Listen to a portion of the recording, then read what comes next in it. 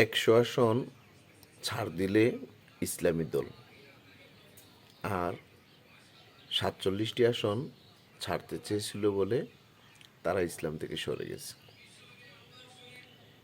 এমনই অভিযোগ বর্তমানে চরমোনাই পীর সাহেবের দল ইসলামী আন্দোলনের পক্ষ থেকে করা হয়েছে।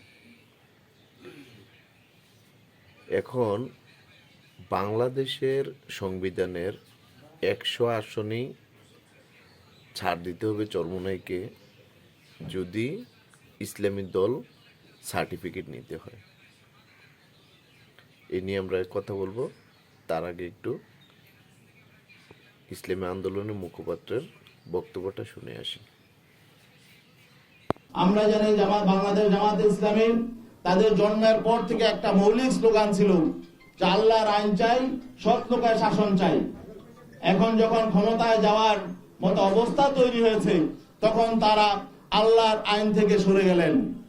আচ্ছা, হুজুরের কথায় এখন একটা প্রশ্ন আসে কিনা যে তারা যে ইসলাম থেকে সরে গেলেন সেটা কি মানে 24 আগস্টের পরে না আগে থেকেই, নাকি এই নির্বাচনে আসন সমঝোতা না হওয়ার পর থেকে?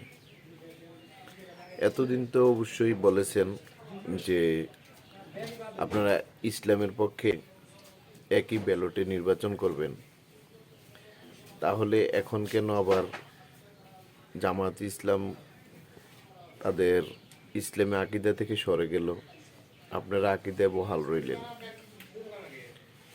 এটা কি এর আগে হয় নাই?